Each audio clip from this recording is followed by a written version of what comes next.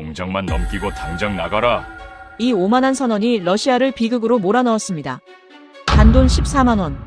세계 최고 수준의 한국 자동차 공장이 헐값에 러시아로 넘어갔습니다. 연간 23만 대 생산. 가동률 102%. 러시아는 전쟁을 핑계로 1조 원 규모의 대한민국 자산을 강탈하듯 손에 넣었습니다. 그 결과는 참혹했습니다. 신의를 저버린 국가는 어떤 대가를 치렀을까요? 그 충격적인 전말을 지금 공개합니다. 어디서 듣고 계신가요? 구독과 좋아요 잊지 마세요. 회의실 문이 열리자마자 보고서 뭉치가 테이블 위로 쏟아졌습니다. 외국 기업 철수 목록이었죠. 폭스바겐, 르노, BMW, 그리고 현대자동차까지. 한 장 한 장 넘길 때마다 붉은 글씨로 표시된 공장 폐쇄 일정이 눈에 들어왔어요. 상트페테르부르크 지도 위에는 누군가 굵은 빨간 펜으로 동그라미를 그려놓았습니다. 그 안에 갇힌 숫자는 연간 23만 대, 가동률 102%였죠. 안녕하세요. 저는 알렉세이 볼코프입니다. 러시아 국영산업청 차관이라는 직함을 달고 있었고 그날 회의실에 앉아있던 사람 중 가장 높은 목소리를 낼 수 있는 위치에 있었어요. 전쟁이 시작된 지 한 달쯤 지났을 무렵이었습니다. 서방 국가들의 제재가 쏟아지고 있었고 외국 기업들은 앞다투어 러시아를 떠나겠다고 선언하고 있었죠. 회의실 안은 긴장감으로 가득했어요. 모두가 숨죽이고 있었지만 저는 달랐습니다. 저는 이 순간이 기회라고 생각했거든요. 산업부 장관이 보고를 시작했습니다. 상트페테르부르크에 있는 현대자동차 공장이 가동을 중단했다는 내용이었어요. 부품 공급이 끊겼고 본사에서 기술진을 철수시켰다고 했죠. 공장에는 아직 3,000명이 넘는 노동자가 있었고 그들은 언제 월급이 나올지 모른 채 불안에 떨고 있다고 덧붙였습니다. 회의실 안 사람들은 고개를 숙였어요. 누군가는 한숨을 쉬었죠. 하지만 저는 그 보고서를 들으면서 전혀 다른 생각을 하고 있었습니다. 그 공장은 러시아 안에서 가장 효율적인 자동차 생산 시설이었어요. 세계 수준이라고 해도 과언이 아니었죠. 불량률은 1%도 안 됐고 라인 가동률은 설계 용량을 넘어서고 있었습니다. 다른 러시아 공장들이 70%, 80% 가동률로 허덕일 때 그곳은 102%를 기록했어요. 저는 그 숫자를 외우고 있었습니다. 그만큼 중요했거든요. 그런 공장을 그냥 놔두고 보내는 건 제가 보기엔 국가적 손실이었습니다. 회의가 진행되는 동안 저는 계속 생각했어요. 지금은 전쟁 중이다. 국가 비상 상황이다. 그러니까 우리는 할 수 있다고요. 법적으로도 문제 없었습니다. 비상 상황에서는 국가가 전략 자산을 관리할 수 있다는 조항이 있었거든요. 외국 기업이 일방적으로 계약을 파기하고 떠난 상황이라면 우리가 그 공장을 넘겨받는 건 당연한 절차였죠. 저는 그렇게 믿었어요. 아니, 믿고 싶었는지도 모르겠습니다. 장관이 말을 이었습니다. 상트페테르부르크 시장이 긴급 요청을 보내왔다고 했어요. 공장이 멈추면 도시 경제가 붕괴된다는 내용이었죠. 3,000명의 직접 고용, 그리고 부품 협력사까지 합치면 10,000명이 넘는 사람들이 그 공장에 의지하고 있었습니다. 겨울이 오기 전에 해결책을 찾아야 한다고 했어요. 사람들은 시럽과 추위를 동시에 견딜 수 없다는 말도 덧붙였죠. 회의실 안 공기가 무거워졌습니다. 저는 손을 들었어요. 발언권을 얻자마자 제 생각을 정리해서 말했습니다. 우리는 그 공장을 국유화해야 한다고요. 일자리를 지켜야 하고 도시를 살려야 하며 무엇보다 국가의 생산 능력을 유지해야 한다고 했죠. 명분은 충분했습니다. 전쟁 중이고 제재를 받고 있으며 외국 기업이 먼저 책임을 져버렸으니까요. 회의실 안 사람들이 고개를 끄덕이기 시작했어요. 제 말이 먹혀들고 있었습니다. 하지만 솔직히 말하자면 제 머릿속에는 다른 계산이 돌아가고 있었어요.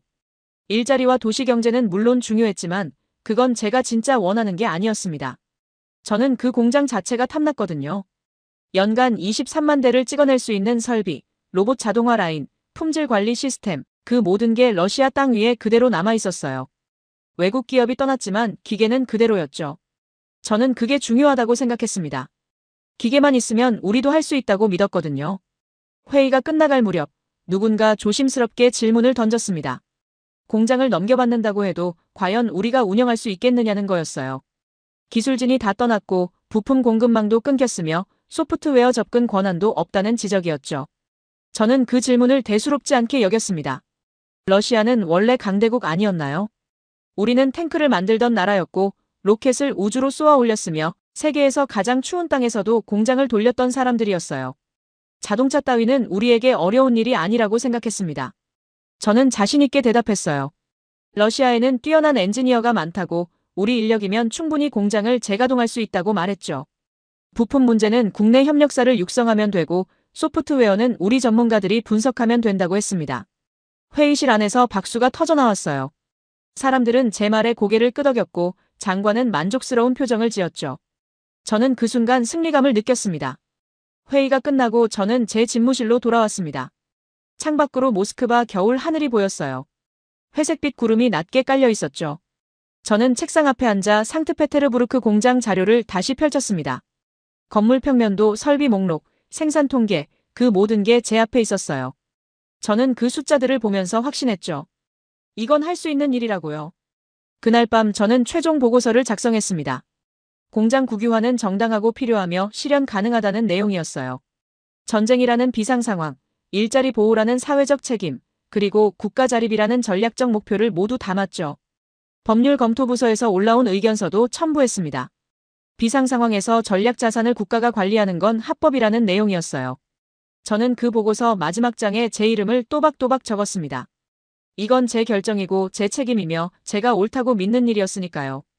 보고서를 제출하기 전 저는 잠깐 망설였어요. 정말 이게 맞는 건가? 혹시 제가 놓친 게 있는 건 아닌가 하는 생각이 스쳤죠. 하지만 그 순간은 짧았습니다. 저는 다시 숫자를 봤어요. 연간 23만 대, 가동률 102%, 불량률 1% 미만.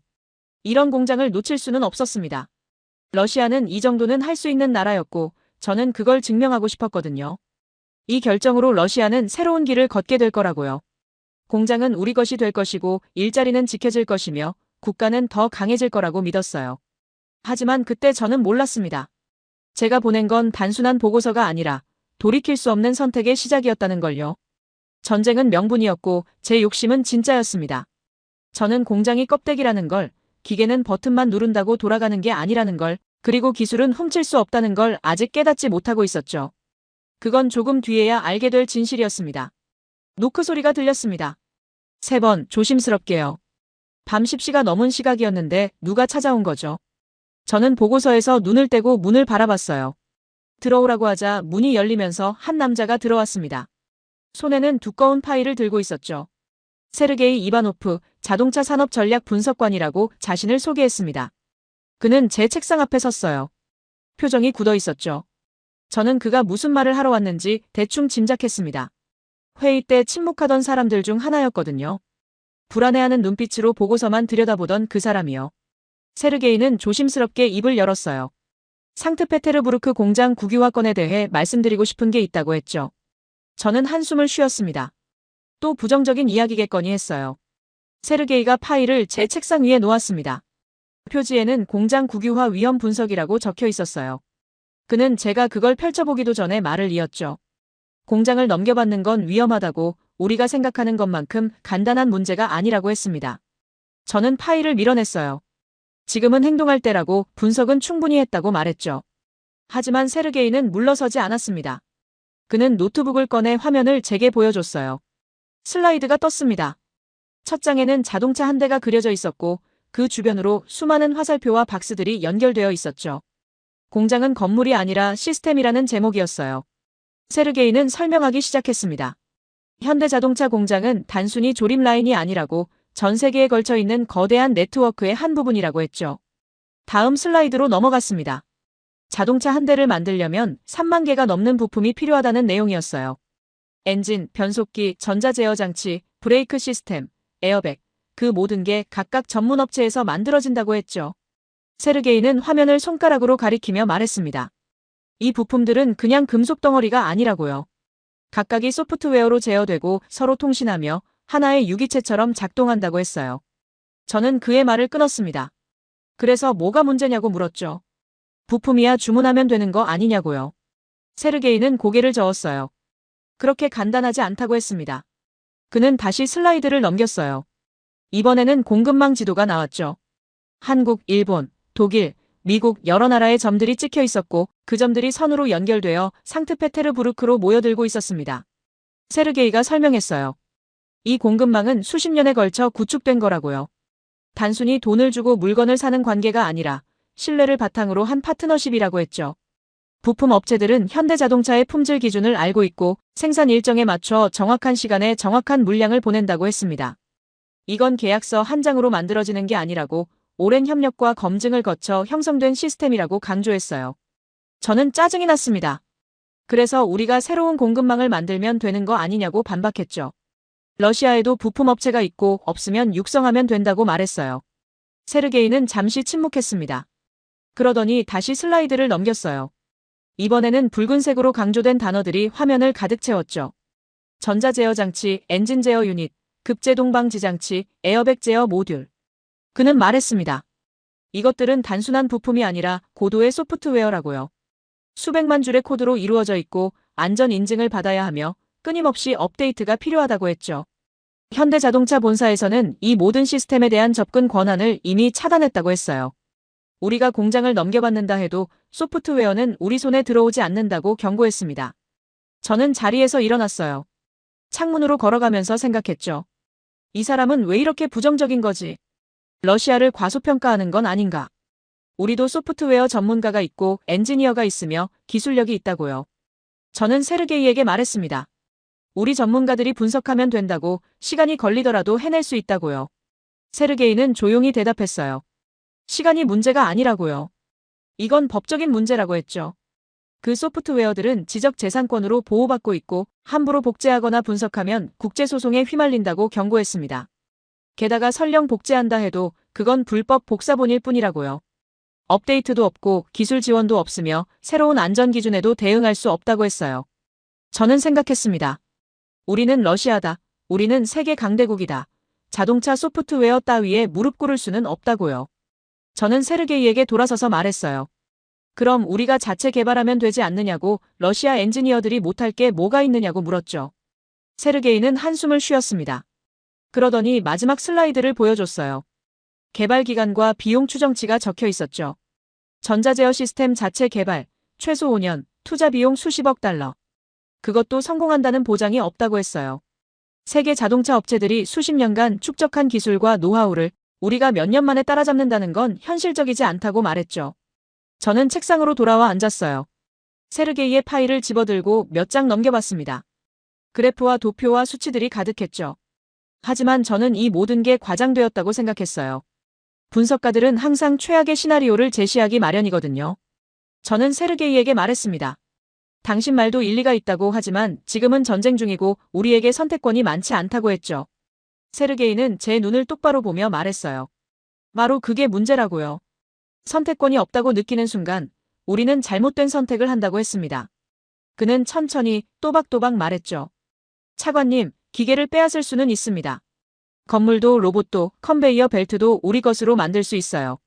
하지만 시스템은 훔칠 수 없습니다. 시스템은 사람과 사람 사이의 신뢰이고 기술과 기술 사이의 호환이며 수십 년에 걸쳐 쌓아온 노하우거든요. 저는 그의 말을 끊었어요. 그만하라고 했죠. 저는 이미 결정했고 보고서도 작성했으며 내일 아침 제출할 거라고 말했습니다. 세르게이는 더 이상 말하지 않았어요. 그냥 고개를 숙이고 자기 노트북을 정리했죠. 문을 나서기 전에 그는 마지막으로 말했습니다. 제발 한 번만 더 생각해달라고, 이 결정이 가져올 결과를 신중하게 검토해달라고요. 문이 닫혔습니다. 저는 혼자 남았어요. 세르게이가 두고 간 파일이 책상 위에 놓여 있었죠. 저는 그걸 서랍 속에 밀어 넣었습니다. 보고 싶지 않았거든요. 저는 다시 제 보고서를 펼쳤어요. 공장 국유화는 정당하고 필요하며 실현 가능하다는 문장을 다시 읽었죠. 저는 여전히 확신했습니다. 세르게이는 너무 비관적이라고, 러시아를 과소평가한다고 생각했어요. 그날 밤 저는 보고서를 최종 검토했습니다. 한 글자도 고치지 않았어요. 제 판단이 옳다고 믿었으니까요. 세르게이가 한 말들은 제 머릿속에서 점점 작아졌죠. 시스템이니 신뢰니 하는 추상적인 개념들보다 제 눈앞에 있는 구체적인 숫자들이 더 설득력 있어 보였습니다. 연간 23만 대, 그게 전부였어요. 다음 날 아침 저는 보고서를 제출했습니다. 세르게이의 경고 따위는 첨부하지 않았어요. 필요 없다고 판단했거든요. 보고서는 상부로 올라갔고 검토 과정을 거칠 거였죠. 저는 제 책상으로 돌아와 일상적인 업무를 처리했습니다. 하지만 집중이 되지 않았어요. 그날 밤 세르게이가 했던 말이 자꾸 떠올랐습니다. 기계를 빼앗을 수는 있지만 시스템은 훔칠 수 없다는 그 말이요. 저는 그 말을 무시했어요. 무시하고 싶었죠. 왜냐하면 그 말을 인정하는 순간 제가 한 모든 결정이 잘못되었다는 걸 인정해야 했으니까요. 저는 아직 그럴 준비가 되어 있지 않았습니다. 창밖으로 모스크바 겨울 하늘이 보였어요. 회색빛 구름이 여전히 낮게 깔려 있었죠. 저는 생각했습니다. 러시아는 강대국이라고, 우리는 할 수 있다고, 세르게이는 너무 비관적이라고요. 그렇게 스스로를 설득하면서 저는 다음 단계를 준비했습니다. 보고서가 승인되면 그 다음엔 실행에 옮길 차례였으니까요. 보고서를 제출하고 사흘이 지났습니다. 상부에서는 아직 답이 없었어요. 검토 중이라는 말만 들려왔죠. 저는 제 집무실에 앉아 오래된 자료를 꺼내보고 있었습니다. 1970년대 소련 자동차 산업 보고서였어요. 빛바랜 종이에서 먼지 냄새가 났죠. 저는 그 페이지들을 넘기면서 묘한 안도감을 느꼈습니다. 거기에는 우리의 영광이 담겨 있었거든요. 라다, 볼가, 모스크비치, 그 이름들이 눈에 들어왔어요. 연간 생산량 200만 대라고 적혀 있었죠. 1980년대 소련은 세계에서 5번째로 많은 자동차를 만드는 나라였습니다. 저는 그 숫자를 보면서 생각했어요. 우리는 할 수 있는 나라였다고, 우리는 원래 이런 나라였다고요. 불가능을 가능으로 만드는 나라였죠. 세계 최초로 인공위성을 쌓아 올렸고 사람을 우주로 보냈으며 세계에서 가장 추운 땅에서도 도시를 세웠습니다. 저는 그 자부심 속에서 자랐어요. 러시아인이라는 게 자랑스러웠고 우리가 못할 게 없다고 믿었죠. 자동차 따위는 그 업적들에 비하면 아무것도 아니었습니다. 그날 오후 산업부 회의가 있었어요. 여러 차관들이 모였죠. 회의 주제는 제재 상황에서의 산업 전략이었습니다. 에너지부 차관이 먼저 발언했어요. 유럽이 러시아 가스를 끊겠다고 하지만 결국 돌아올 거라고 말했죠. 겨울이 오면 어쩔 수 없을 거라고요. 다들 고개를 끄덕였습니다. 국방부 출신 차관이 말을 이었어요. 서방이 우리 군사력을 두려워한다고, 그래서 제재로 압박하는 거라고 했죠. 하지만 우리는 핵무기도 있고 극초음속 미사일도 있으며 세계 최강의 방공망을 갖추고 있다고 강조했습니다. 회의실 안 분위기가 고조됐어요. 사람들은 우리의 강함에 대해 이야기하기 시작했죠. 저도 한마디 거들었습니다. 자동차 산업도 마찬가지라고요. 우리는 탱크를 만들던 나라 아니냐고, 전투기도 만들고 잠수함도 만드는 나라가 자동차 하나 못 만들 이유가 없다고 했어요. 사람들이 박수를 쳤습니다. 누군가는 맞다고 소리쳤죠. 우리는 서방 기술 없이도 충분히 할 수 있다고 말했어요. 그때 젊은 참사관 하나가 조심스럽게 손을 들었습니다. 하지만 자동차는 탱크와 다르지 않느냐고, 소비자 시장은 군수산업과 요구사항이 다르다고 말했어요. 회의실이 조용해졌죠. 몇몇 사람들이 그를 째려봤습니다. 국방부 차관이 냉소적으로 웃으며 말했어요. 그럼 우리가 한국보다 못하다는 건가요? 한국이라는 단어가 나오자 분위기가 묘하게 바뀌었습니다. 저는 그 변화를 느꼈어요. 사람들 표정이 굳어졌죠. 누군가 중얼거렸습니다. 한국은 우리 밑이었는데. 그 말에 여러 사람이 동조했어요. 저도 그렇게 생각했거든요. 제 머릿속에 1980년대 기억이 떠올랐습니다. 당시 한국은 개발도상국이었어요. 소련은 그들에게 공업기술을 전수해주는 입장이었죠. 포스코 건설에 소련 기술이 들어갔다는 이야기를 들은 적이 있었습니다. 그런 나라가 지금 우리보다 앞서 있다니 받아들이기 어려운 일이었어요. 재무부 차관이 말했습니다. 한국이 만드는 게 뭔가요? 스마트폰이요? 그건 중국에서도 만들어요. 자동차요? 그것도 결국 조립산업 아닙니까? 핵심 기술은 독일이나 일본 거 아니냐고 했죠. 사람들이 맞다고 맞장구 쳤어요. 한국은 그냥 열심히 일하는 나라일 뿐이라고, 기술력으로 치면 러시아가 훨씬 위라고 말했습니다. 저는 고개를 끄덕였어요. 실제로 그렇게 생각했으니까요. 한국 기업들이 만드는 제품은 결국 선진국 기술을 모방한 거라고 여겼습니다. 열심히 일해서 따라잡은 거지, 진짜 혁신은 아니라고요. 러시아는 달랐어요. 우리는 우주로 간 최초의 나라였고 세계에서 가장 강력한 로켓 엔진을 만들었으며 원자력 쇄빙선을 운용하는 유일한 나라였죠. 회의가 끝난 뒤 복도에서 국방부 차관이 제게 다가왔습니다. 그는 낮은 목소리로 말했어요. 볼코프, 당신 생각이 옳아. 우리는 너무 오래 서방을 우러러봤어. 이제 우리 힘을 믿을 때야. 저는 그의 어깨를 두드렸죠. 우리는 할 수 있다고, 곧 증명할 거라고 대답했습니다. 그날 저녁 집으로 돌아가는 길에 저는 라디오를 켰어요. 뉴스에서 경제 전문가가 나와 이야기하고 있었죠. 러시아는 자원 강국이고 광대한 영토가 있으며 교육받은 인력이 넘친다고 했습니다. 제재가 오히려 러시아를 강하게 만들 거라고, 이제 우리는 외국 의존에서 벗어나 진짜 자립할 기회를 얻었다고 말했어요. 저는 라디오 볼륨을 높였습니다. 집에 도착해서 저는 서재로 들어갔어요. 책장에서 오래된 책 한 권을 꺼냈죠. 소련 공업화의 역사라는 제목이었습니다. 페이지를 넘기다가 한 구절이 눈에 들어왔어요. 1930년대 스탈린이 한 말이었죠. 기술은 모든 것을 결정한다. 하지만 기술을 다루는 건 사람이다. 저는 그 문장을 소리내어 읽었습니다. 맞는 말이었어요. 기술이 아무리 복잡해도 결국 사람이 만든 거잖아요. 사람이 만든 건 다른 사람도 만들 수 있습니다. 러시아에는 뛰어난 수학자가 있고 물리학자가 있으며 천재 엔지니어들이 수두룩했어요. 모스크바 국립대학에서 매년 배출되는 인재들을 저는 알고 있었죠. 그들이 한국 엔지니어보다 못할 리 없었습니다. 저는 상트페테르부르크 공장 사진을 다시 꺼내봤어요. 거대한 건물, 깔끔하게 정렬된 로봇들, 반짝이는 컨베이어 벨트. 그 모든 게 러시아 땅 위에 있었습니다. 기계는 거기 있고 건물도 있으며 전기도 들어오고 노동자도 있었어요. 그럼 뭐가 문제죠? 버튼을 누르면 되는 거 아닙니까? 물론 세르게이가 했던 말도 기억났습니다. 소프트웨어가 문제라고, 공급망이 끊겼다고, 시스템을 훔칠 수 없다고 했죠. 하지만 저는 그게 과장이라고 생각했어요. 소프트웨어도 결국 코드 아닙니까? 러시아 프로그래머들은 세계 최고 수준이에요. 해킹 기술도 뛰어나고 암호 해독도 잘하죠. 자동차 제어 프로그램 정도는 충분히 분석할 수 있다고 믿었습니다. 그날 밤 저는 오래 잠들지 못했어요. 침대에 누워 천장을 바라보면서 생각했죠. 왜 우리는 스스로를 과소평가하는 걸까? 왜 서방 기술을 그렇게 대단한 것처럼 여기는 걸까? 러시아는 약한 나라가 아니에요. 우리는 나폴레옹을 물리쳤고 히틀러를 격퇴했으며 냉전에서 미국과 맞섰던 나라였죠. 새벽녘 잠깐 잠이 들었다가 깼을 때 저는 결심했습니다. 더 이상 의심하지 않기로요.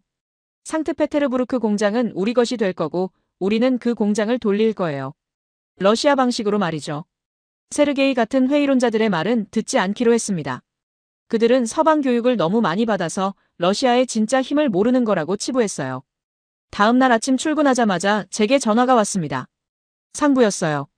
보고서가 검토를 마쳤다고 오후에 최종 회의가 있을 거라고 했죠.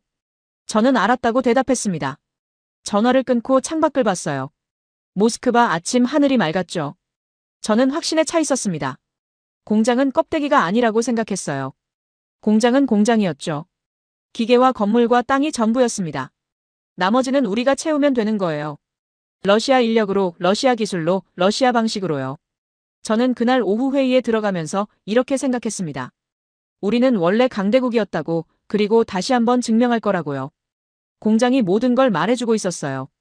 거기 있는 로봇들, 컨베이어 벨트, 프레스 기계들이 말하고 있었죠. 버튼만 누르면 된다고요.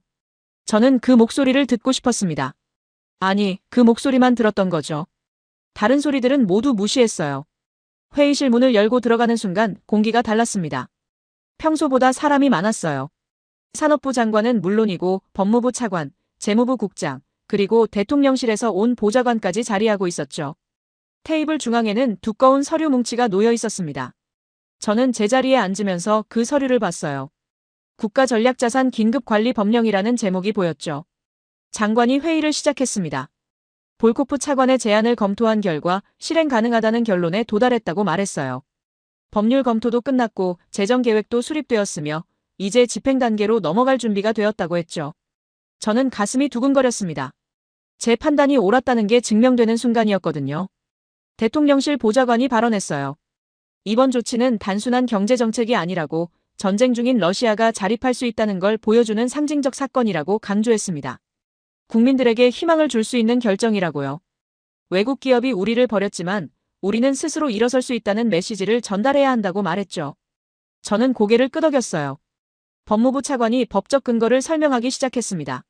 전시특별법에 따라 국가 안보와 경제 안정의 필수적인 시설은 정부가 임시 관리할 수 있다고 했어요. 외국 기업이 일방적으로 운영을 중단하고 계약 의무를 이행하지 않는 상황에서는 피해를 최소화하기 위한 긴급 조치가 정당하다고 설명했죠. 모든 절차는 합법적이라고 단언했습니다. 재무부 국장이 숫자를 제시했어요. 공장 자산평가액은 약 5억 달러라고 했습니다.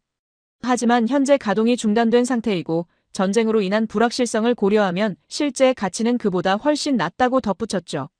저는 그 말을 들으면서 속으로 생각했어요. 가치가 낮다는 건 우리에게 유리한 거라고요. 장관이 본론으로 들어갔습니다. 현대자동차 측과 협상을 진행했다고 말했어요. 물론 협상이라고 부르긴 했지만 실제로는 통보에 가까웠죠. 러시아 정부는 법적 권한에 따라 공장을 인수할 것이며 보상은 러시아 법원의 평가에 따르겠다고 전달했다고 했습니다. 현대차 측은 강력히 항의했지만 우리는 절차를 진행하기로 결정했다고 덧붙였어요. 그리고 금액이 나왔습니다. 8천만 루블. 당시 환율로 환산하면 약 14만 원 정도였어요. 회의실이 잠시 조용해졌죠. 누군가 기침을 했습니다. 저는 그 숫자를 보면서 이상한 기분이 들었어요. 5억 달러짜리 공장을 14만 원에 가져간다는 게 맞는 건가 하는 의문이 스쳤죠. 하지만 재무부 국장이 설명을 이었습니다. 이 금액은 상징적 의미라고 했어요. 실제로는 무상 몰수나 다름없지만 법적 형식을 갖추기 위해 최소한의 금액을 책정한 거라고요. 어차피 현대차가 먼저 계약을 파기했고 러시아 경제에 피해를 입혔으니 정당한 조치라고 강변했습니다. 회의실 분위기가 다시 안정됐어요. 대통령실 보좌관이 말했습니다. 이건 전쟁이라고요. 경제전쟁에서는 이런 수단도 필요하다고 했죠. 서방이 러시아 자산을 동결했고 우리 기업들을 제재했으며 경제를 무너뜨리려 하지 않았느냐고 반문했어요. 우리는 그저 살아남기 위해 싸우는 것뿐이라고 말했습니다. 저는 그 말에 고개를 끄덕였어요. 맞는 말처럼 들렸거든요. 장관이 서류를 제 앞으로 밀었습니다. 볼코프 차관이 서명하라고 했어요. 당신이 이 일을 제안했고 추진했으니 당신이 책임지고 마무리하라고요. 저는 펜을 집어들었습니다. 손이 살짝 떨렸어요. 이 서명 하나로 모든 게 결정되는 거였죠. 서류를 천천히 읽어내려갔습니다. 법률 용어로 가득했지만 핵심은 간단했어요.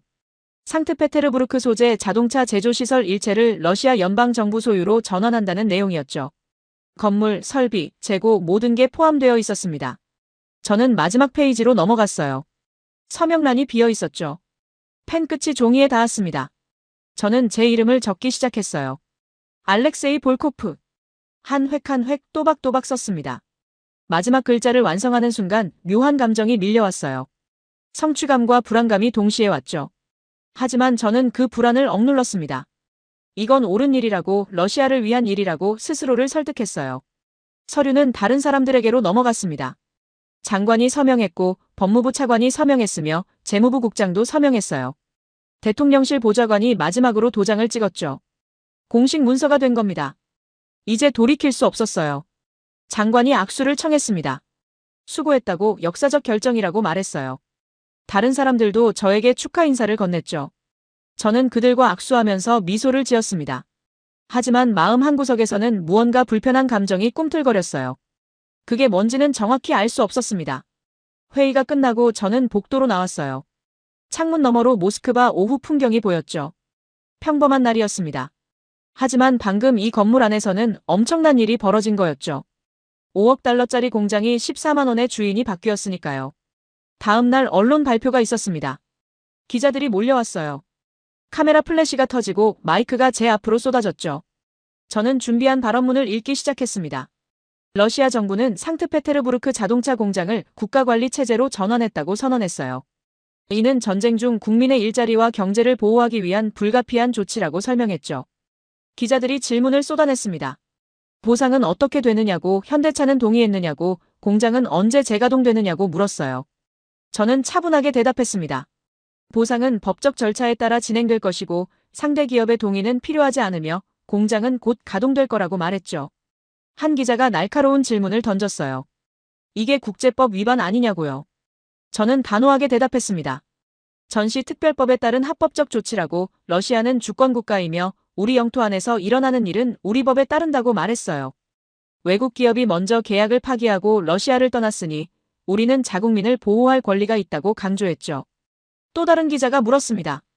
기술 문제는 어떻게 해결할 거냐고요. 저는 자신 있게 대답했어요. 러시아에는 뛰어난 엔지니어가 많다고, 우리 전문가들이 충분히 해낼 수 있다고 말했습니다. 필요하다면 자체 개발도 할 것이고 국내 협력사도 육성할 거라고 덧붙였죠. 발표가 끝나고 뉴스가 나갔습니다. 저녁 메인 뉴스였어요. 앵커는 이번 조치를 전쟁 속 경제 승리라고 표현했죠. 러시아가 서방의 압박에 굴하지 않고 자립의 길을 걷기 시작했다고 보도했어요. 화면에는 공장 전경이 나왔고 제 인터뷰 장면이 이어졌습니다. 그날 밤 저는 집에서 뉴스를 다시 봤어요. 여러 채널을 돌려가며 반응을 확인했죠. 대부분 긍정적이었습니다. 전문가들이 나와서 이번 결정을 지지한다고 말했어요. 러시아는 이제 외국 기업에 의존하지 않아도 된다고, 자립 경제의 시작이라고 평가했죠. 소셜미디어 반응도 확인했습니다. 대부분의 댓글은 지지하는 내용이었어요. 잘했다, 당연하다, 러시아를 버린 기업은 대가를 치러야 한다는 의견들이었죠. 일부 비판적인 댓글도 있었지만 묻혀버렸어요. 저는 그 화면들을 보면서 안도했습니다. 제 결정이 대중의 지지를 받고 있었으니까요. 핸드폰이 울렸어요. 장관이었습니다. 수고했다고, 언론 반응이 좋다고 칭찬했죠. 대통령실에서도 만족한다는 전달이 왔다고 말했어요. 저는 감사하다고 대답했습니다. 전화를 끊고 창밖을 봤어요. 밤에 모스크바가 불빛으로 반짝이고 있었죠. 저는 그날 밤 승리감에 취해 있었습니다. 14만 원이라는 금액이 우스웠어요. 5억 달러짜리를 그 돈에 가져왔다는 게 믿기지 않았죠. 물론 양심 한구석에서는 뭔가 찔리는 게 있었습니다. 이게 정말 정당한 거냐는 의문도 들었어요. 하지만 저는 그 감정을 눌렀습니다. 전쟁이니까요. 전쟁에서는 모든 게 정당화된다고 생각했어요. 서방이 먼저 시작했고 우리는 살아남기 위해 싸우는 것뿐이라고 합리화했죠. 공장은 이제 우리 것이었고 우리는 이겼으며 곧 모든 게 잘 될 거라고 믿었습니다. 하지만 그날 밤 저는 몰랐어요. 제가 서명한 건 공장 인수 계약이 아니라는 걸요. 그건 러시아의 미래를 14만 원에 팔아버린 각서였다는 걸 나중에야 깨달았죠. 공장은 남았지만 그걸 돌릴 수 있는 모든 것은 이미 떠나버린 뒤였습니다. 저는 껍데기를 샀던 거예요. 아주 비싼 껍데기를요. 계약 체결 이틀 뒤, 저는 상트페테르부르크행 비행기에 올랐습니다. 이제 실행할 차례였어요. 공장을 직접 보고 재가동 계획을 점검하며 현장팀에게 지시를 내려야 했죠. 비행기 창밖으로 구름이 흘러갔습니다. 저는 노트북을 열어 준비한 자료를 다시 확인했어요. 재가동 일정표, 인력 배치 계획, 생산 목표치. 모든 게 완벽해 보였죠. 공항에서 공장까지 가는 동안 수행원이 현황을 보고했습니다. 노동자 대부분이 출근했고 시설은 양호한 상태이며 재고 부품도 충분하다고 했어요. 저는 고개를 끄덕였죠. 역시 제 판단이 옳았다고 생각했습니다. 차창 밖으로 공장 건물이 보이기 시작했어요. 거대한 회색 건물이 겨울 하늘 아래 우뚝 서 있었습니다. 공장 정문에 들어서자 관리자들이 줄지어 나와 있었어요. 그들은 긴장한 표정으로 저를 맞았죠. 저는 악수를 나누며 격려했습니다. 우리는 해낼 수 있다고, 러시아의 자존심을 지킬 거라고 말했어요. 사람들은 힘없이 고개를 끄덕였습니다. 뭔가 이상했지만 저는 신경 쓰지 않았어요. 생산 라인으로 안내받았습니다. 거대한 공간이 펼쳐졌어요. 천장까지 닿을 듯한 로봇 팔들이 줄지어 서 있었고 컨베이어 벨트가 끝없이 이어져 있었죠. 하지만 모든 게 조용했습니다. 기계 소리가 들리지 않았어요. 저는 수석 엔지니어를 찾았죠. 나탈리아 페도로바라는 여성이었습니다. 나탈리아는 50대 초반쯤 되어 보였어요. 회색 머리를 단정하게 묶었고 작업복 차림이었죠. 그녀는 저를 보자마자 말했습니다. 차관님, 문제가 있다고요. 저는 미간을 찌푸렸어요. 무슨 문제냐고 물었죠. 나탈리아는 태블릿을 꺼내 화면을 보여줬습니다. 빨간 경고 메시지로 가득했어요. 로봇 제어 시스템이 응답하지 않는다고 했습니다. 중앙 서버와의 연결이 끊겼고 인증 오류가 계속 발생한다고 설명했어요. 저는 이해할 수 없었죠. 기계는 거기 있는데 왜 작동하지 않느냐고 물었습니다. 나탈리아는 한숨을 쉬며 대답했어요. 기계는 있는데 두뇌가 없다고요. 그녀가 자세히 설명하기 시작했습니다. 이 로봇들은 모두 본사 서버와 연결되어 작동한다고 했어요. 실시간으로 데이터를 주고받으며 품질 관리 프로그램의 지시를 받는다고요. 하지만 현대차가 접근 권한을 차단하면서 모든 시스템이 먹통이 되었다고 설명했죠. 저는 짜증이 났습니다. 그럼 수동으로 돌리면 되지 않느냐고 반박했어요. 나탈리아는 고개를 저었습니다. 수동 모드도 있지만 제한적이라고 했어요. 정밀 용접, 도장, 조립 같은 작업은 프로그램 없이는 불가능하다고요. 억지로 돌리면 불량률이 치솟을 거라고 경고했습니다. 저는 참을성이 바닥났어요. 당신은 30년 경력 엔지니어 아니냐고, 이런 문제 하나 해결 못하느냐고 따졌죠. 나탈리아는 조용히 대답했습니다. 저도 할 수 있는 건 다 해봤다고요. 팀원들과 밤새 시스템을 분석했지만 암호화되어 있어서 접근조차 못한다고 했어요. 설령 해독한다 해도 그건 불법 복제가 될 거라고 덧붙였죠. 저는 불법이든 뭐든 상관없다고 소리쳤습니다. 지금은 전쟁 중이고 우리는 살아남아야 한다고요. 다른 관리자가 끼어들었습니다. 부품 재고 문제도 있다고 했어요. 창고에 있는 건 기본 부품들 뿐이고 전자제어 장치나 센서류는 거의 바닥났다고 보고했죠. 협력사들이 공급을 중단했기 때문이라고 설명했습니다. 저는 머리가 복잡해졌어요. 로봇도 안 되고 부품도 없다니 도대체 어떻게 하라는 거냐고 물었죠. 나탈리아가 제안했습니다. 재고 부품만으로 제한적 생산을 해보자고요. 전자 옵션을 최소화하고 기본형만 조립하면 어떻게든 차는 만들 수 있을 거라고 했어요. 저는 그거라도 해야 한다고 판단했습니다. 당장 뭔가 보여줘야 했거든요. 시작하라고 지시했죠. 며칠 뒤 첫 시험 생산이 시작됐습니다. 저는 다시 공장을 찾았어요. 이번에는 컨베이어 벨트가 천천히 움직이고 있었죠. 노동자들이 수작업으로 부품을 조립하고 있었습니다. 로봇 대신 사람 손으로 말이에요. 나탈리아가 옆에서 설명했어요. 자동화 라인은 포기했다고, 사람이 직접 하는 수밖에 없다고 했죠. 조립 라인을 따라 걸으면서 저는 차체를 확인했습니다. 겉보기에는 괜찮아 보였어요. 하지만 나탈리아가 세부 사항을 지적하기 시작했죠. 열선 시트는 빠졌다고 했어요. 제어 모듈이 없어서 장착할 수 없다고요. 블루투스 연결도 안 되고 후방 카메라도 작동하지 않으며 스마트키 시스템도 제거했다고 설명했습니다. 저는 그 정도는 괜찮다고 생각했어요. 옵션 기능 몇 개 없어도 차는 달리지 않느냐고 말했죠. 나탈리아는 더 심각한 문제를 지적했습니다. 급제동 방지 장치도 없다고 했어요. 에어백 제어 시스템도 작동하지 않는다고요. 저는 그제야 불안해졌습니다. 그건 안전과 직결된 문제였거든요. 나탈리아가 계속 설명했어요. 엔진 제어 유닛도 문제라고 했습니다. 기존 재고를 쓰고 있지만 소프트웨어 업데이트가 안 되어서 최적화가 안 된다고요. 연비가 떨어지고 배기가스 기준도 못 맞출 거라고 경고했죠. 저는 점점 답답해졌습니다. 그럼 도대체 뭐가 제대로 작동하느냐고 물었어요. 바퀴 4개와 엔진이요. 나탈리아가 담담하게 대답했습니다. 일단 움직이기는 할 거라고, 하지만 이건 차가 아니라고 덧붙였어요. 그냥 움직이는 철 덩어리라고 말했죠. 저는 화를 참으며 물었습니다. 그래도 생산은 할 수 있느냐고요. 나탈리아는 고개를 끄덕였어요. 할 수는 있다고, 하지만 책임은 못 진다고 했습니다. 첫 번째 완성 차량이 라인 끝에서 나왔습니다. 노동자들이 박수를 쳤어요. 저도 안도했죠. 어쨌든 차가 나왔으니까요. 저는 그 차에 다가가 문을 열어봤습니다. 실내는 깔끔해 보였어요. 하지만 계기판을 보니 경고등이 여러 개 켜져 있었죠. 나탈리아가 설명했어요. 센서 오류라고, 무시해도 된다고요. 시동을 걸어봤습니다. 엔진은 걸렸어요. 저는 조금 운전해봤죠. 움직이기는 했습니다. 하지만 뭔가 이상했어요. 핸들이 무겁고 브레이크 반응이 둔했으며 가속이 부드럽지 않았죠. 이전에 타봤던 현대차와는 완전히 달랐습니다. 나탈리아가 옆에서 말했어요. 전자 제어가 안 되니까 그렇다고, 익숙해지면 괜찮을 거라고요. 저는 차에서 내렸습니다. 노동자들은 기대에 찬 눈으로 저를 봤어요. 뭐라고 말해야 할지 몰랐죠. 잘했다고 해야 하나 아니면 문제를 지적해야 하나 고민했습니다. 결국 저는 미소를 지으며 말했어요. 첫 단계 치고는 잘했다고, 계속 개선해 나가자고요. 사람들은 박수를 쳤지만 그 소리가 공허하게 들렸습니다. 나탈리아와 사무실에서 따로 이야기했어요. 솔직하게 물었습니다. 이 상태로 시장에 내놓을 수 있겠느냐고요. 나탈리아는 망설이다가 대답했어요. 법적으로는 문제가 될 수 있다고, 안전 기준을 못 맞추니까요. 하지만 전시 상황이니 예외가 적용될 수도 있다고 덧붙였죠. 저는 고개를 끄덕였습니다. 예외를 만들면 되는 거라고 생각했어요.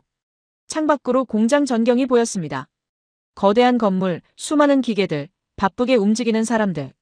모든 게 작동하는 것처럼 보였어요. 하지만 나탈리아의 말이 머릿속을 맴돌았습니다. 기계는 있는데 두뇌가 없다고요. 저는 그제야 깨달았어요. 우리가 가져온 건 공장 껍데기뿐이었다는 걸요. 하지만 인정하고 싶지 않았습니다. 여기까지 왔는데 물러설 수 없었어요. 저는 나탈리아에게 지시했죠. 생산을 계속하라고, 문제는 하나씩 해결해 나가면 된다고 말했습니다. 나탈리아는 대답 대신 한숨만 쉬었어요. 모스크바로 돌아가는 비행기 안에서 저는 보고서를 작성했습니다. 재가동 성공이라는 제목을 붙였어요. 첫 차량 생산 완료, 노동자 사기 고양, 생산 라인 정상화 진행 중이라고 적었죠. 기술적 문제들은 언급하지 않았습니다. 그건 시간이 해결할 거라고, 아니 해결될 거라고 믿고 싶었어요. 모스크바에 돌아온 다음 날 아침, 제 책상 위에는 긴급 요청서가 놓여 있었습니다. 상트페테르부르크 공장에서 온 거였어요.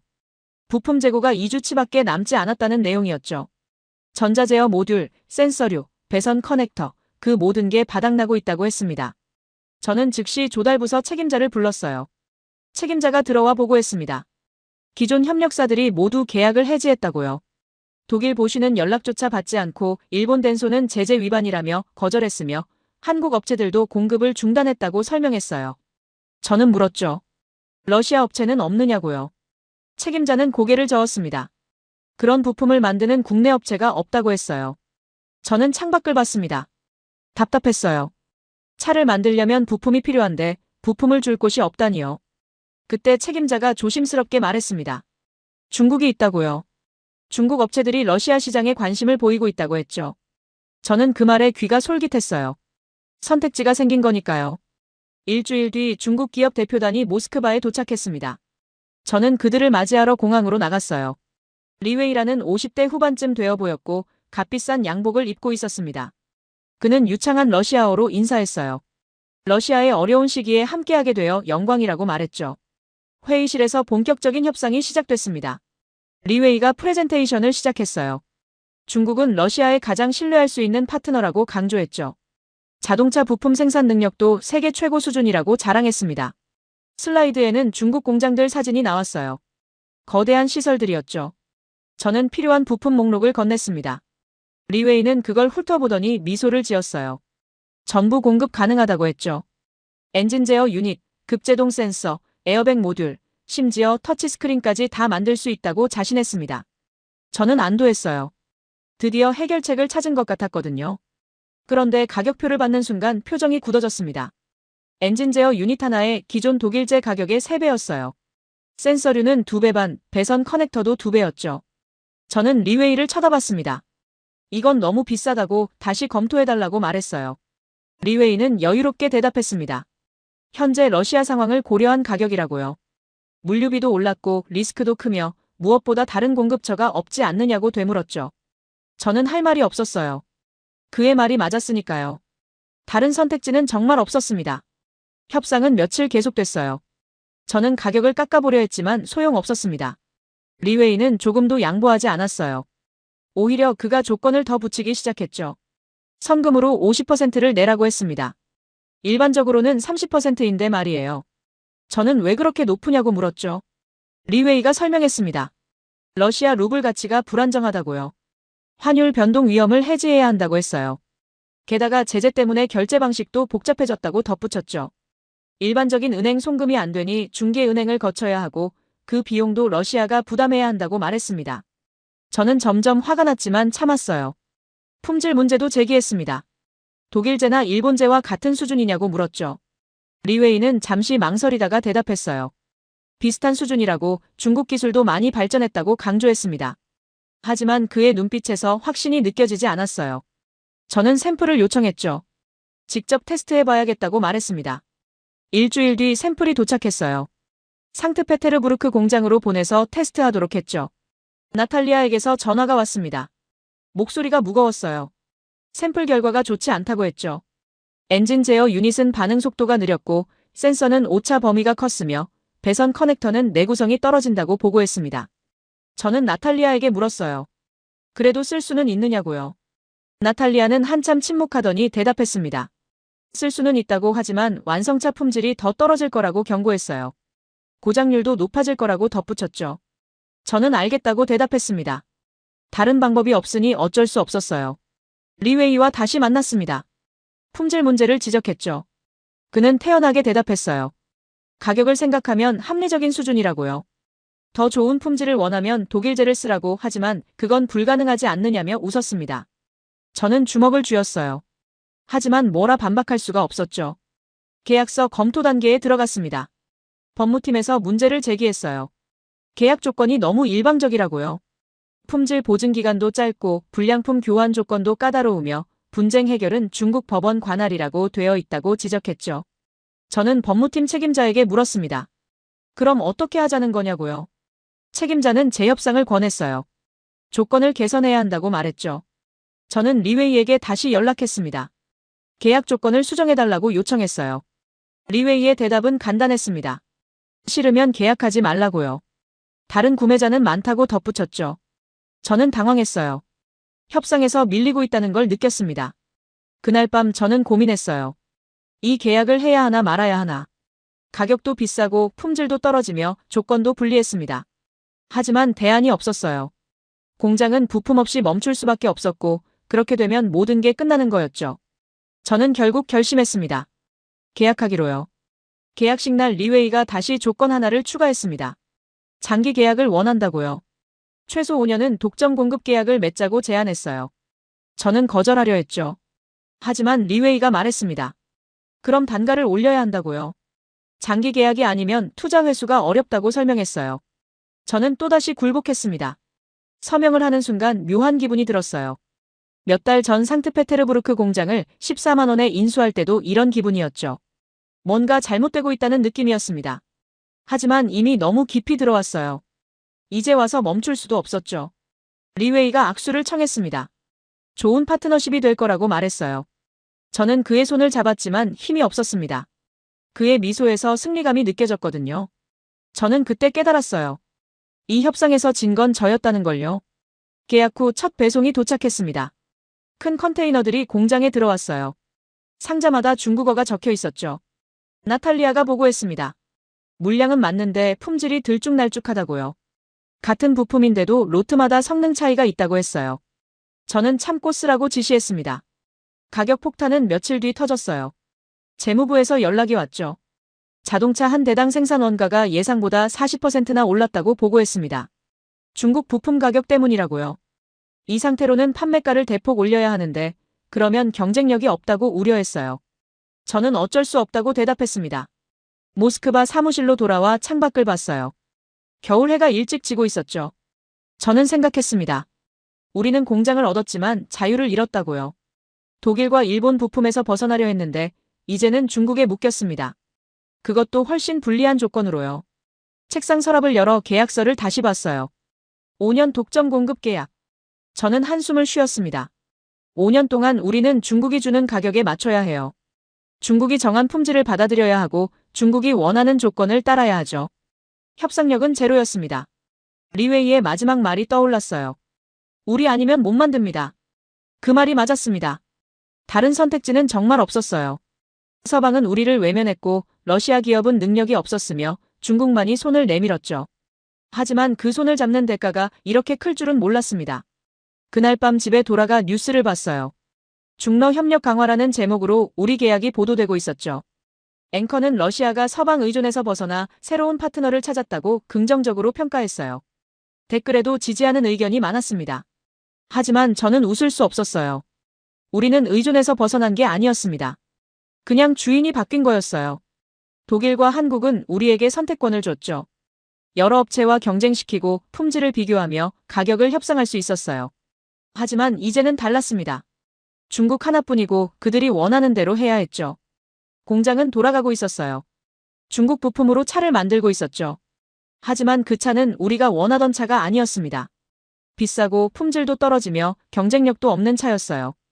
우리는 껍데기를 얻었고 그 안을 채우려다 또 다른 덫에 걸린 거였습니다. 선택지는 없었어요. 정말로요. 중국 부품이 도착하고 한 달쯤 지났을 때였습니다. 나탈리아에게서 다시 전화가 왔어요. 이번에는 목소리가 달랐죠. 급박했습니다. 당장 공장으로 와야 한다고 했어요. 무슨 일이냐고 물었지만 전화로는 설명하기 어렵다며 직접 보라고만 했습니다. 저는 다음 날 아침 첫 비행기를 탔어요. 공장에 도착했을 때 가장 먼저 느낀 건 적막감이었습니다. 전에 왔을 때보다 사람이 눈에 띄게 줄어 있었어요. 생산 라인을 걷는데 몇몇 구역은 아예 비어 있었죠. 나탈리아가 저를 사무실로 안내했습니다. 그녀 책상 위에는 서류 뭉치가 쌓여 있었어요. 징집 영장 사본들이었습니다. 나탈리아가 설명하기 시작했어요. 지난달부터 젊은 남성 직원들에게 징집 영장이 나오고 있다고 했죠. 처음에는 한두 명이었는데 이제는 매주 대여섯 명씩 불려간다고요. 특히 기술직 직원들이 집중적으로 징집되고 있다고 덧붙였습니다. 저는 이해할 수 없었어요. 왜 전쟁터로 보내냐고 공장에서 일하는 게 더 중요하지 않느냐고 물었죠. 나탈리아는 쓴웃음을 지었습니다. 전선에서 필요하니까 데려가는 거라고요. 특히 기계를 다룰 줄 아는 사람들은 전차나 장갑차 정비병으로 필요하다고 했어요. 군은 공장 생산보다 전선 유지가 더 급하다고 판단한 거라고 설명했죠. 저는 화가 났습니다. 이건 말이 안 된다고 공장도 국가 전략 자산 아니냐고 따졌어요. 하지만 나탈리아가 보여준 명단을 보는 순간 말문이 막혔습니다. 로봇 프로그래머 3명, 전기 엔지니어 5명, 품질관리 전문가 4명이 이미 떠났어요. 용접 기술자 8명도 포함되어 있었죠. 이 사람들은 교체가 불가능한 전문 인력이었습니다. 나탈리아가 말했어요.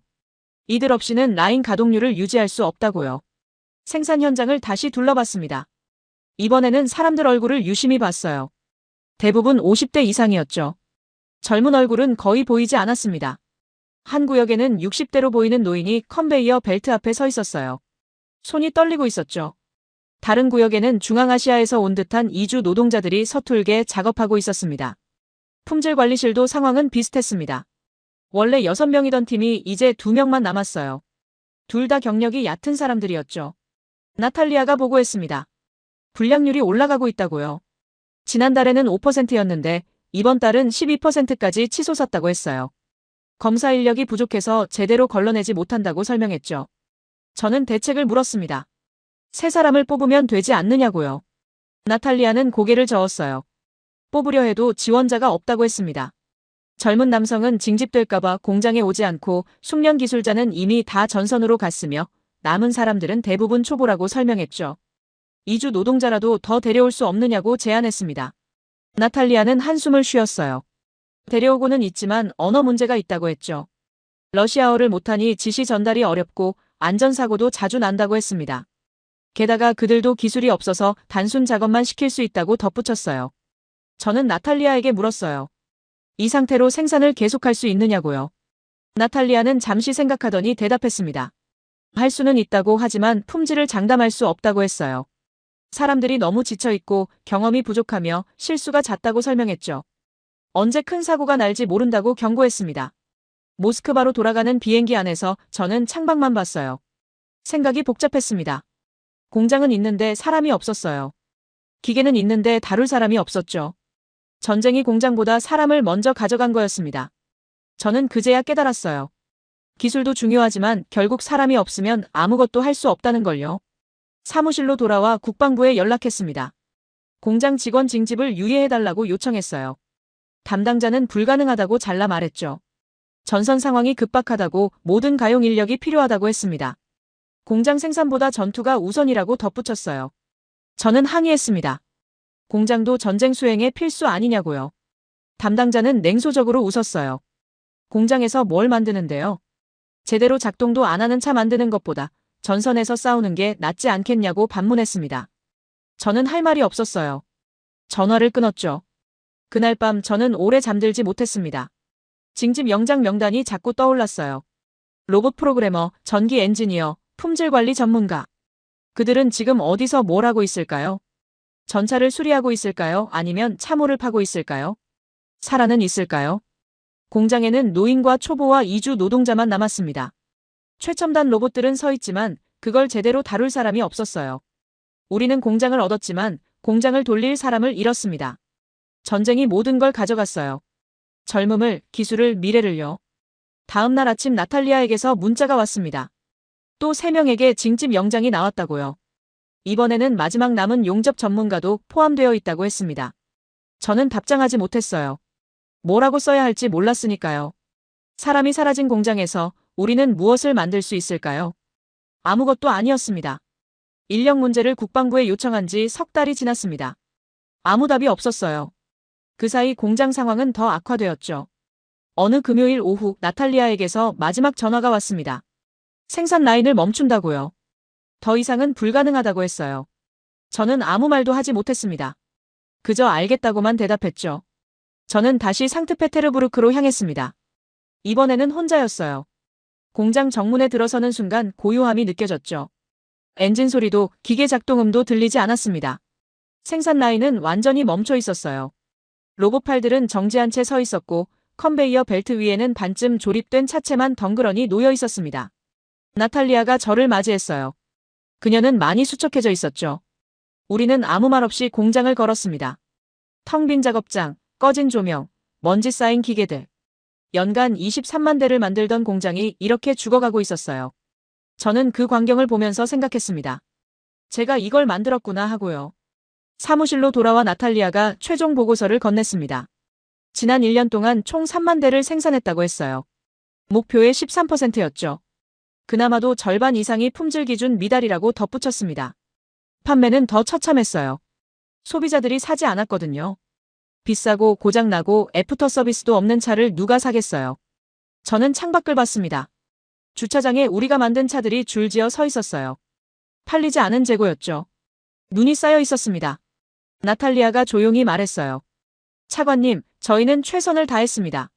하지만 이건 처음부터 불가능한 일이었어요. 저는 고개를 끄덕였습니다. 이제는 인정할 수밖에 없었으니까요. 그날 저녁 호텔방에서 노트북을 켰습니다. 뉴스를 검색했어요. 그리고 한 기사가 눈에 들어왔죠. 현대자동차 인도시장 1위 달성이라는 제목이었습니다. 기사를 읽어 내려갔어요. 인도에서만 연간 70만 대를 판매했다고 했죠. 북미 시장도 호조라고 유럽에서도 점유율이 올라가고 있다고 보도했습니다. 다른 기사도 찾아봤습니다. 현대차 글로벌 판매 800만 대 돌파. 전기차 시장 약진. 브랜드 가치 상승. 기사마다 성장과 성공 이야기뿐이었어요. 저는 화면을 보면서 멍하니 앉아 있었습니다. 우리가 14만 원에 빼앗은 그 회사가 세계에서 이렇게 잘 나가고 있었던 거예요. 문득 계약서가 떠올랐습니다. 저는 가방에서 서류를 꺼냈어요. 국가전략자산 긴급관리법령, 그 두꺼운 문서 속한 조항을 다시 읽었죠. 바이백 옵션. 원소유주는 2년 내 시장가로 재매입할 권리가 있다는 내용이었습니다. 저는 날짜를 계산했어요. 이번 달 말이 만료일이었죠. 이상한 기대감이 생겼습니다. 혹시 현대차가 다시 사겠다고 연락 오지 않을까 하는 생각이었어요. 그들도 이 공장을 아깝게 여기지 않을까요? 가동률 102%를 기록하던 시설이었는데 말이에요. 저는 핸드폰을 들여다봤습니다. 하지만 아무 연락도 없었죠. 다음 날 모스크바로 돌아왔습니다. 사무실에 앉아 이메일을 확인했어요. 역시 아무것도 없었습니다. 저는 조달부서에 물었죠. 현대차 측에서 연락 온 거 없느냐고요. 담당자는 고개를 저었습니다. 아무것도 없다고 완전히 침묵이라고 대답했어요. 일주일이 지났습니다. 바이백 옵션 만료일이 다가왔죠. 저는 매일 전화와 이메일을 확인했습니다. 하지만 끝까지 아무 연락이 없었어요. 만료일 당일, 저는 사무실에서 시계만 봤습니다. 오후 6시가 되면 법적으로 옵션이 소멸하는 거였죠. 6시가 됐습니다. 저는 창밖을 봤어요. 모스크바 겨울 해가 지고 있었죠. 끝이었습니다. 현대차는 공장을 원하지 않았어요. 아니, 정확히는 우리를 원하지 않았던 거죠. 저는 그제야 깨달았습니다. 그들에게 이 공장은 이미 과거였다는 걸요. 복도에서 누군가 노크했습니다. 세르게이였어요. 2년 만에 보는 얼굴이었죠. 저는 자리를 권했어요. 세르게이가 앉으면서 조용히 말했습니다. 들었습니다. 공장이 멈췄다고요. 저는 고개를 끄덕였죠. 세르게이가 물었어요. 바이백 옵션은 어떻게 됐느냐고요. 저는 대답했습니다. 오늘 만료됐다고 현대자동차는 연락하지 않았다고 말했죠. 세르게이는 한숨을 쉬었습니다. 당연하다고 예상했던 일이라고 덧붙였어요. 왜냐고 물었습니다. 왜 당연하냐고요? 세르게이는 저를 똑바로 봤습니다. 그리고 천천히 말했어요.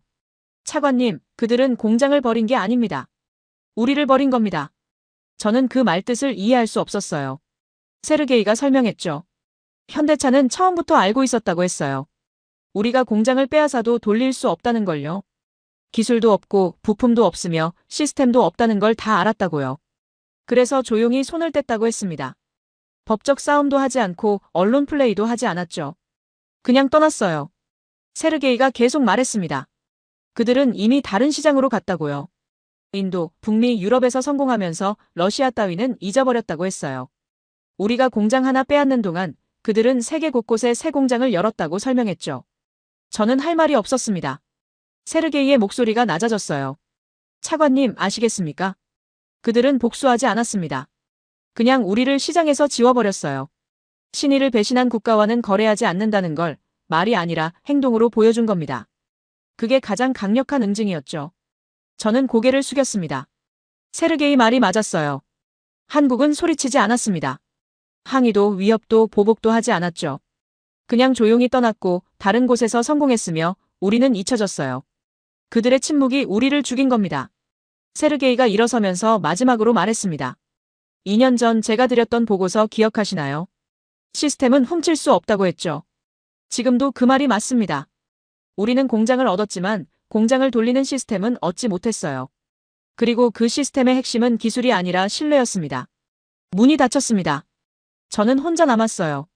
책상 위에는 상트페테르부르크 공장 최종 보고서가 놓여 있었죠. 표지에 적힌 숫자가 보였습니다.